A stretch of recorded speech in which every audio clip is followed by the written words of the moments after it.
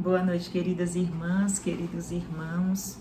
Como é maravilhoso estar aqui mais uma vez, partilhando com todos vocês desse momento, agradecendo ao nosso Pai Maior por esse encontro, por esse instante de reflexão, em que estamos juntos buscando nosso aprimoramento, nosso melhoramento, para que enquanto espíritos possamos colaborar com a evolução do nosso planeta, desse universo maravilhoso. Tão grato, Pai, que somos pela vida, pela oportunidade da encarnação.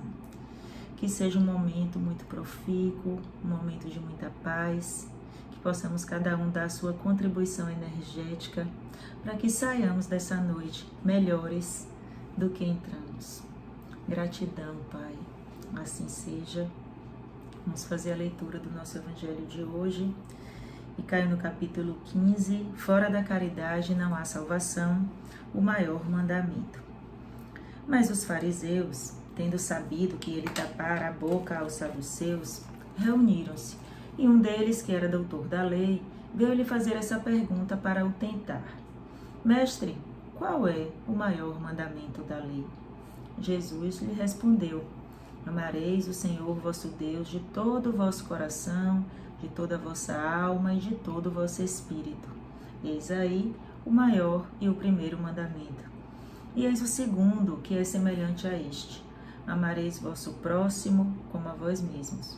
Toda a lei e os profetas estão contidos nesses dois mandamentos. É uma passagem de São Mateus, capítulo 22, versículos 23 a 40. Caridade e humildade, tal é, pois, o único caminho da salvação.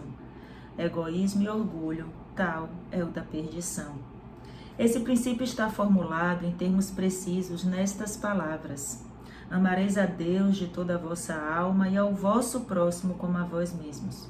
Toda a lei e os profetas estão contidos nesses dois mandamentos. E para que não haja mais equívoco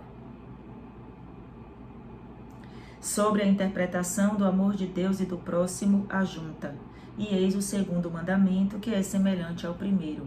Quer dizer que não se pode verdadeiramente amar a Deus sem amar seu próximo, nem amar seu próximo sem amar a Deus. Portanto, tudo que se faz contra o próximo é fazer contra Deus. Não podendo amar a Deus sem praticar a caridade para com o próximo, todos os deveres do homem se encontram resumidos nesta máxima: fora da caridade não há salvação. Então, que lembremos bem essa belíssima passagem e demos início, então, à nossa conversa de hoje, às nossas lições, ao nosso bate-papo, numa obra nova, Primícias do Reino, de Divaldo, pelo espírito de Amélia Rodrigues. Tão interessante, tão profunda quanto Jesus no Lar, serve para nós espíritas como uma bússola, traz temas que são relevantes para a nossa caminhada enquanto espíritos. E fui incumbida hoje de trazer a reflexão do capítulo 4, Nicodemos, o amigo. Confesso que eu fiquei feliz quando li o capítulo. Divaldo, com essa linguagem muito poética, ele é sempre muito... ele situa o ambiente, situa as personagens, então ele nos coloca meio que como partícipes daquele momento. E esse capítulo 4, ele nos traz um diálogo de Jesus com Nicodemos. E é muito interessante que ele bota Nicodemos, o amigo. Por que então, né, Divaldo resolveu qualificar Nicodemos como o amigo nesse capítulo? Como é um capítulo um pouco extenso, eu não vou ler ele por completo, vou saltar alguns trechos para que não fique algo cansativo e a gente possa realmente se concentrar no que é essencial e na mensagem central desse capítulo. Então, Divaldo, ele traz inicia a narrativa, trazendo aquela noite, né, que era uma noite, ele diz que o pleniro O plenilúnio vestia Jerusalém de prata. A torre Antônia, altaneira ao lado do templo, parecia um vigia de pedra assestado sobre as cidades dos profetas, observando os movimentos suspeitos em toda parte. E depois ele vai dizer que a cidade estava cheia de espiões. Então era perigoso para Nicodemos ter com Jesus naquelas circunstâncias. E ele diz que Nicodemos então escolheu tarde da noite para fazer aquela entrevista com Jesus. O capítulo traz esse momento em que Nicodemos solicita uma entrevista com Jesus e Jesus prontamente aceita com muita generosidade, como o Divaldo coloca aqui, talvez já desejando aquele momento. É uma reflexão que o autor também faz, sabendo que dali viriam frutos importantes para a mensagem do verdadeiro cristianismo. E então, meio que às escondidas, Nicodemos resolve ir a esse encontro que transformaria a sua vida. E chegando lá, eles começam então um diálogo, um diálogo que vai ser referido no Evangelho de João. E quando Nicodemos chega, Divaldo narra que ele parece que já conhecia Jesus. Ele teve a impressão de que era um espírito simpático, um espírito conhecido. E Jesus também. Jesus obviamente não teve a impressão, ele teve a certeza. E Jesus é tão amoroso nesse momento, porque em que pese essa distância evolutiva entre Jesus e Nicodemos, Jesus ombreou Nicodemos com toda a humildade, manifestando, ainda que nesse detalhe, a sua grandeza espiritual. Então, quando Nicodemos chegou, ele sentiu e ele foi tomado por uma paz diante da presença de Jesus. Percebe-se que Nicodemos estava, obviamente, curioso, por conhecer Jesus, de quem tanto se falava, pelos milagres e pelos feitos que realizava. Então ele pediu esse encontro. E Divaldo, ele, como sempre muito detalhista, ele procura qualificar os personagens, ele dá todos os predicados. E o que é que ele fala então de Nicodemos? Ele diz: Nicodemos era dos mais jovens entre os respeitáveis mestres, que desfrutavam o privilégio de ocupar a alta corte do sinédrio fariseu, além de ser doutor da lei, era chefe dos judeus. Nós sabemos que o sinédrio era uma espécie de tribunal, da época. Ele acumulava, era composto por 70 juízes, anciãos, e eles eram responsáveis, eles exerciam tantos poderes legislativo, executivo, judiciário, religioso. Então eles concentravam ali as decisões daquela sociedade. E Nicodemos então era o mais jovem. Nicodemos era muito respeitado. A gente precisa entender que essa sociedade não era uma sociedade que o judaísmo era aceito de forma muito hegemônica. Lembremos que tínhamos os samaritanos, que eram os descendentes das 10 tribos de Israel. Tínhamos os essênios também, que não reconheciam a autoridade do templo de Jerusalém. Então, não existia essa hegemonia que às vezes a gente possa imaginar nessa sociedade da época. Mas Nicodemos era integrante do grupo dos fariseus e ele compunha esse comitê, essa espécie de tribunal. Então ele era tido como um sábio, um doutor da lei, e junto com os outros era responsável por interpretar a lei mosaica. Então eles detinham grande respeito naquela sociedade, naquele povo, mas a gente observa que Nicodemos era inquieto com algumas questões. E o que é que a gente continua aqui, que Divaldo nos traz? Sequioso da verdade não se contentava com as velhas fórmulas da exegese religiosa e sentia, depois daqueles tormentosos séculos em que Israel se vira privada de revelações, que algo de estranho e grandioso pairava no ar. Então, embora ele fosse doutor da lei, ele tivesse todo aquele privilégio, ele sentia intimamente que lhe faltava algo, que algo estava por ser revelado, que nem todas as verdades estavam postas. E Divaldo diz como era então o caráter de Nicodemos. De caráter nobre, era severo na interpretação da lei, zeloso, cumpridor dos deveres.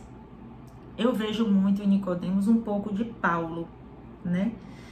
Pela disciplina na condução das suas tarefas, né? Quando ele ainda era um perseguidor dos cristãos, Paulo, ele acreditava que aquilo que ele buscava era a verdade, então ele cumpria os seus deveres com muita disciplina, assim como Nicodemos, inteligente, zeloso, levava a sério o seu trabalho no sinédrio, mas assim como Paulo foi despertado, Nicodemos trazia aquela ânsia, aquela motivação, aquela inquietação própria desses espíritos que buscam galgar degraus mais altos na escala evolutiva e querem aproveitar aquela oportunidade. Então, ele ouvindo falar de tudo o que Jesus havia feito, ele desejou estar com o que ele designou,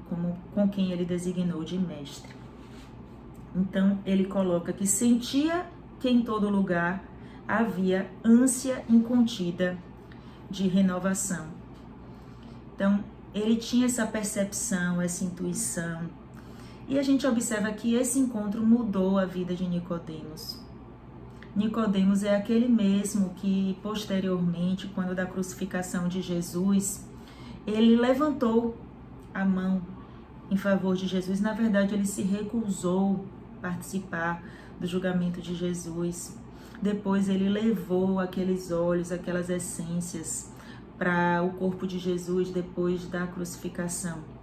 Então observemos como estamos diante de uma personagem que, a despeito de toda a sua trajetória dentro de uma lei severa, né, da lei do fariseu, que a gente às vezes tem um certo preconceito com os fariseus, mas olha como Nicodemos, ele busca, mesmo sendo doutrinado naquele rigor interpretativo e de cultos exteriores do farisaísmo, ele sente em seu íntimo essa necessidade de transformação. E aí então, Divaldo narra mais algumas coisas, fala a respeito do medo e do temor de Nicodemos com esse encontro, porque ele também não desejava se indispor com os companheiros fariseus lá do Sinédrio e de todo o grupo, né, do grupo como um todo, mas ele desejava a verdade e se arriscou e foi ter com Jesus. E aí eu estou passando aqui para a gente não ler o capítulo inteiro, senão a palestra seria, o encontro seria todo só lendo o texto, então eu vou pegar as partes mais importantes. Então ele diz da sensação da sensação de calma e daquele reconhecimento mútuo que sentiu quando encontrou Jesus.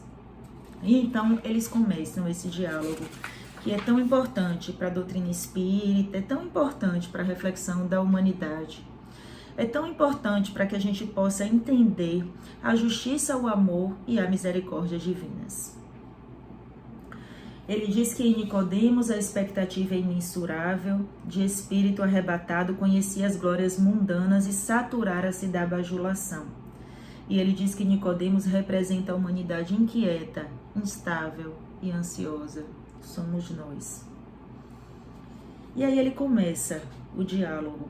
Jesus, como sempre, levando muita paz. Jesus, quando Nicodemos chegou, certamente já conhecia, já tinha lido todo o interior, já tinha lido todos os pensamentos, já sabia todas as intenções de Nicodemos e procurou fazer daquele momento um divisor de águas, porque Jesus tinha esse dom, Quem encontrava Jesus, quem tinha esse momento com ele, saía transformado. E assim foi também com Nicodemos.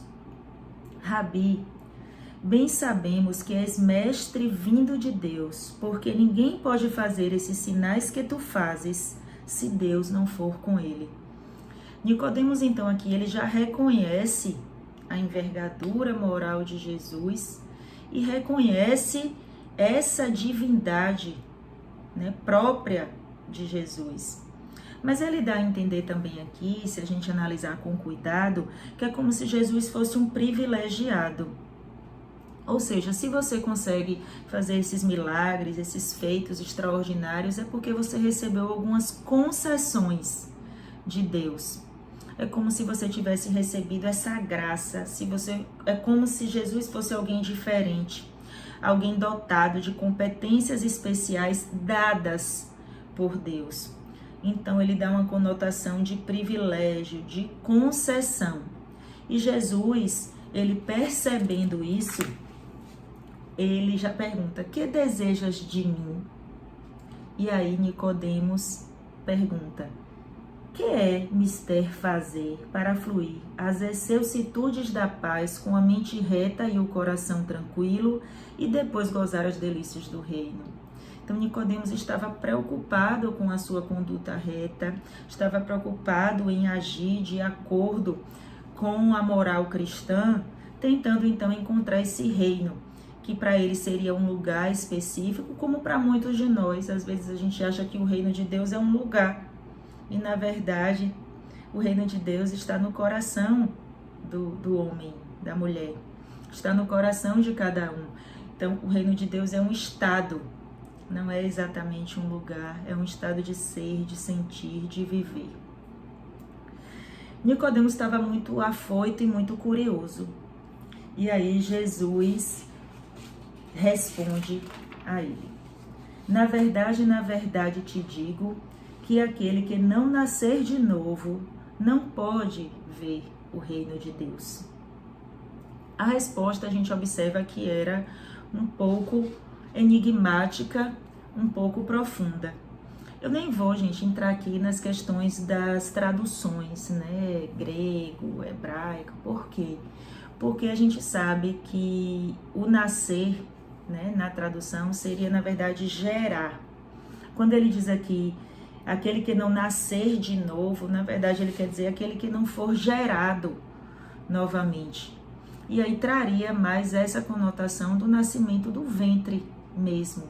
Mas acontece que as traduções trouxeram esse nascer, e assim isso é repetido em vários textos. O que seria nascer de novo? Nicodemos pensou, sem cobrar o fôlego, interveio: como pode um homem nascer sendo velho? Porventura pode tornar a entrar no ventre de sua mãe e nascer? Então ele pergunta: Jesus, então a gente vai nascer novamente da barriga mesmo? Vamos novamente entrar no ventre da nossa mãe? É esse renascimento físico a que você se refere? E Jesus esclareceu, não deixou nada escondido, embora cercado de poesia, de um certo mistério, ele respondeu: quando me refiro a nascer de novo, prosseguiu o Rabi, desejo elucidar quanto à necessidade de nascer da água e do espírito. O que é nascido da carne é carne, o que é nascido do espírito é espírito. Não te maravilhes de ter dito: necessário te é nascer de novo. O espírito sopra onde quer e ouves a sua voz, mas não sabes de onde vem nem para onde vai. Assim é todo aquele que é nascido do Espírito. Olha que poesia! As palavras do Cristo, elas trazem a grande revelação da reencarnação. A reencarnação aqui, ela é revelada como uma lei universal. E por mais que tantas interpretações queiram entender que essa água a que Jesus se refira é a água do batismo, a gente sabe que Jesus nunca batizou ninguém. E Emmanuel, ele diz que pode-se até tentar dar uma outra interpretação nos círculos do sacerdócio diante, né, das injunções humanas, mas jamais entender de outra forma para os espíritos amantes da verdade. E ele diz, a reencarnação é uma realidade. E é interessante a gente notar que ela é uma lei. Então não é necessário que você acredite nela para que você reencarne. Todos estão sujeitos ao processo. E é um mecanismo de misericórdia e amor divinos. É interessante também que o que Nicodemos estranha aqui é a democratização, vamos dizer assim, dessa possibilidade do renascimento. Em alguns trechos bíblicos, em alguns trechos do Evangelho, fica muito claro que aquele povo da época, ele acreditava no retorno de profetas. Tanto que existe aquela passagem que Jesus diz, quem acreditam que eu seja? E responde, acredito que és Elias. Então eles acreditavam na possibilidade do retorno de profetas, da reencarnação de pessoas que poderiam vir novamente como missionários, como detentores de uma prerrogativa especial, de uma missão, né, enviados de Deus. Então isso é muito claro no Evangelho. Mas o que Jesus traz aqui, nesse diálogo com Nicodemos, é essa generalização. Todos estão sujeitos a essa lei. Todos, para alcançar o reino, é necessário nascer da água e do Espírito. E Jesus está falando aqui exatamente do ventre materno mesmo. Somos células, fruto de células liquefeitas, espermatozoide, óvulo, mais de 90% do espermatozoide, do óvulo são formados por água. E ele traz essa ideia, ele diz, o que é nascido da carne é carne, o que é nascido do espírito é espírito, dando justamente essa ideia de autonomia entre a carne e o espírito. Então eu sou seu filho material, mas meu espírito não é de agora, eu já trago. E é tão clara nessa passagem, a reencarnação é algo tão evidente que nós espíritas às vezes sentimos dificuldade de não digo nem discutir, porque acho que a doutrina espírita chegou no momento de aplicação mais do que de tentar provar-se.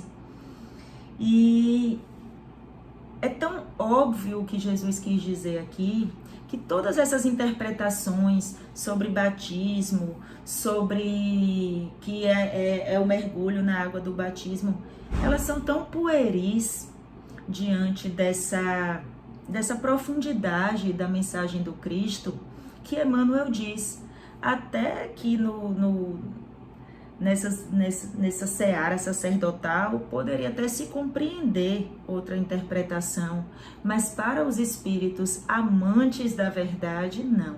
A reencarnação é uma realidade.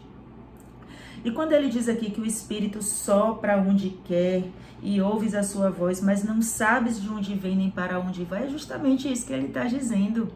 Eu sou espírito, eu não comecei aqui, eu não vim de agora, meu início não foi agora, eu vim de outras experiências. É tão claro. Mas então a conversa continua. Nicodemos a essa altura já devia estar completamente atordoado com aquilo que lhe foi dito. E é importante se a gente estudar bem a sociedade da época, né? Eu não sou uma estudiosa profunda, mas eu leio o que os estudiosos dizem. Eles dizem que é surpreendente que Nicodemos tenha ficado tão surpreso com tudo isso, porque a sociedade da época da sociedade da época, quem mais acreditava na reencarnação, nesses renascimentos, era o grupo dos fariseus. Mas enfim, Nicodemos estava perplexo. E aí ele perguntou, como pode ser isso? E Jesus, ou seja, como é que a gente pode nascer de novo, voltar para o ventre, nascer da água e do Espírito? E Jesus dá uma puxadinha de orelha em Nicodemos e fala, és mestre em Israel e não sabes disso?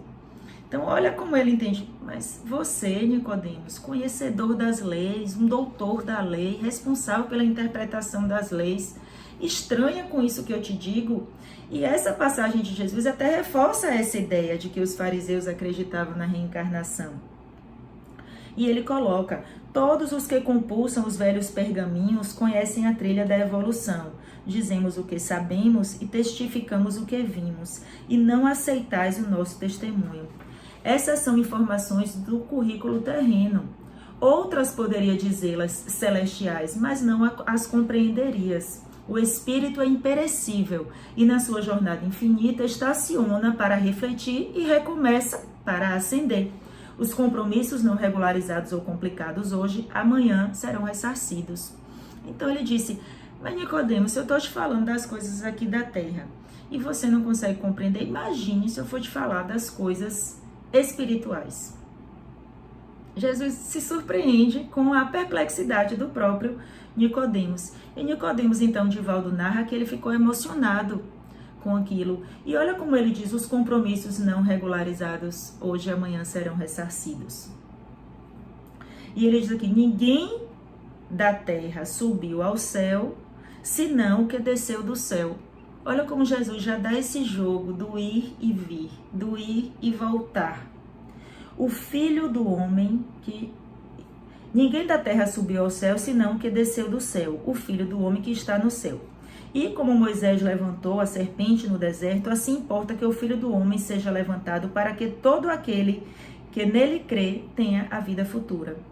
E olha aqui como vai e vem, como nesse jogo. A gente tem um autor que diz, né, que a voz de Deus é peregrina, ela sopra em todos os lugares.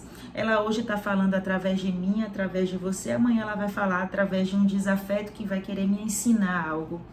E aí que ele fala, a gente não sabe de onde vem nem de onde vai.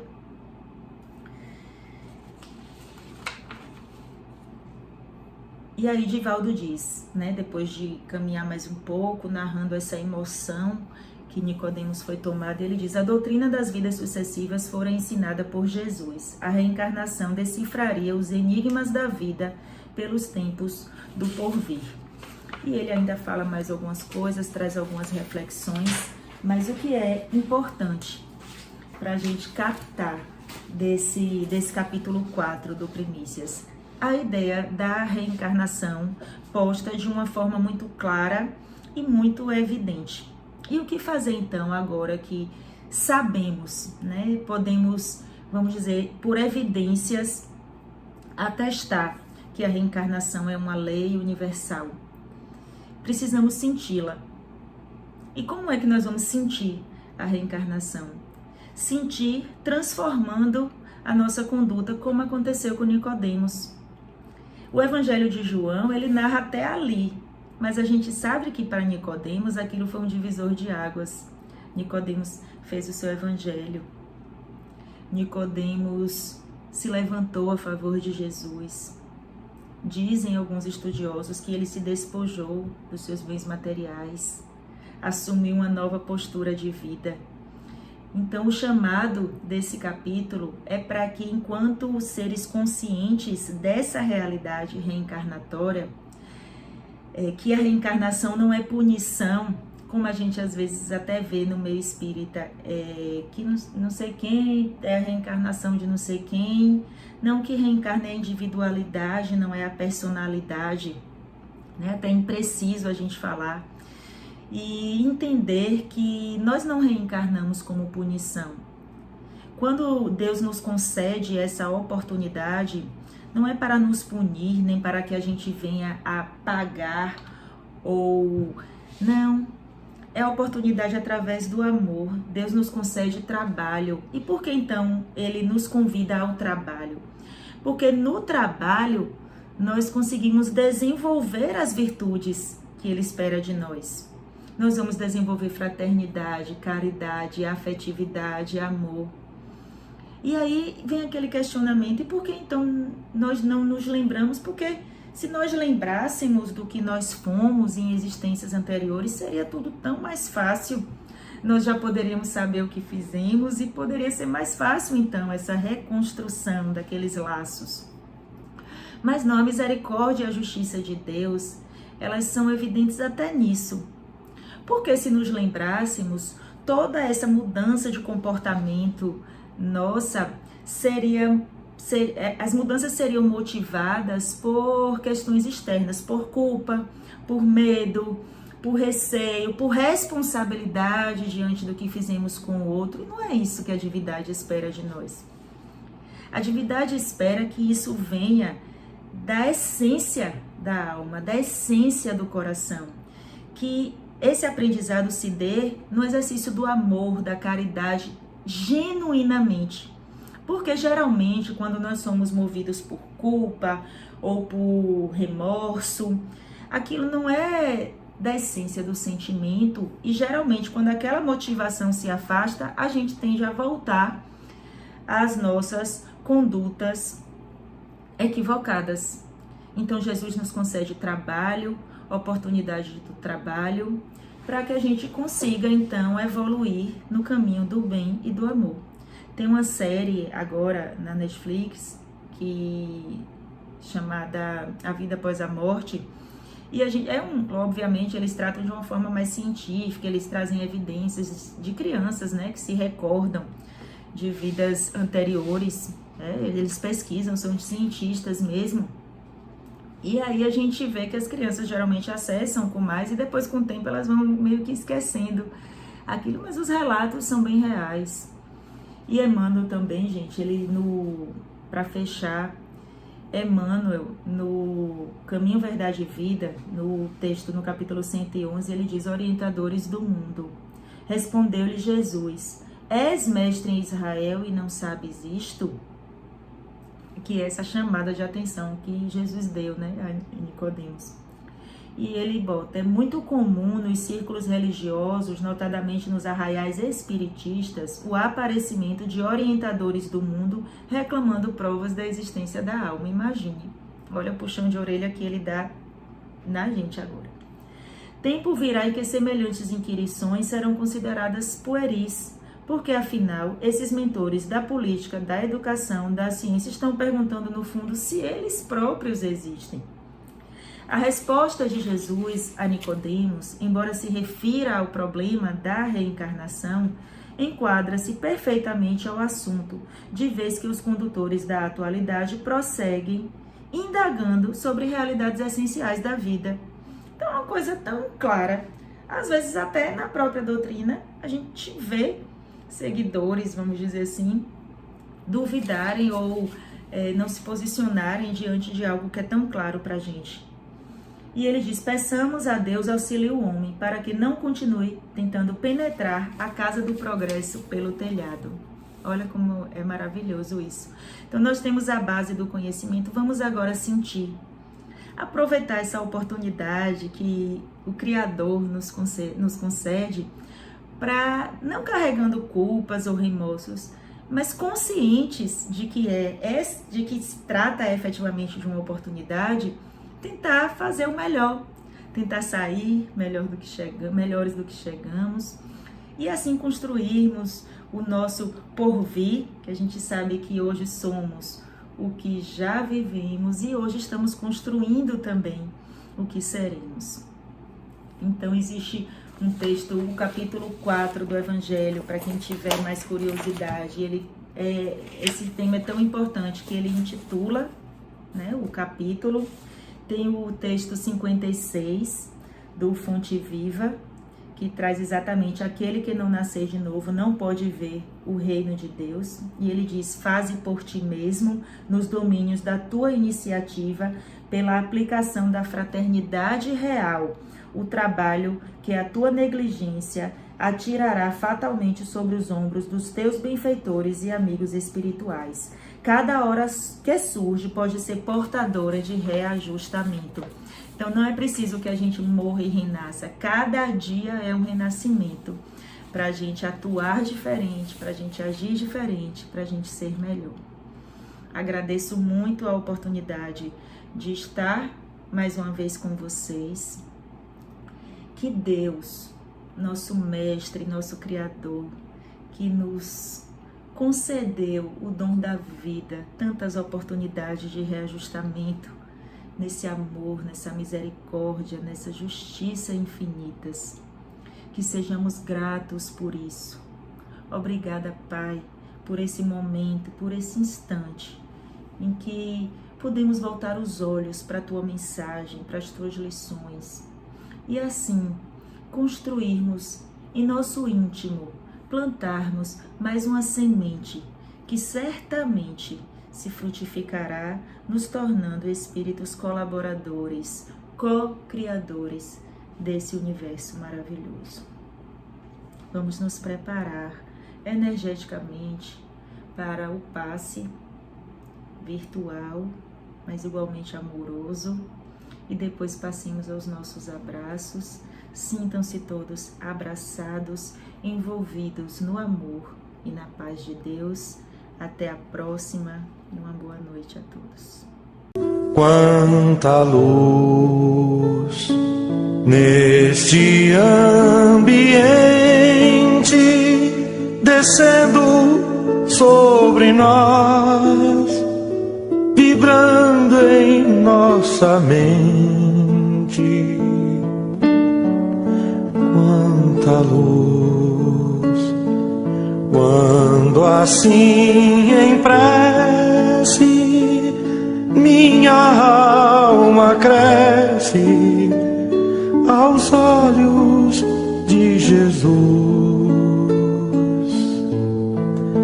Quanta luz, quando em oração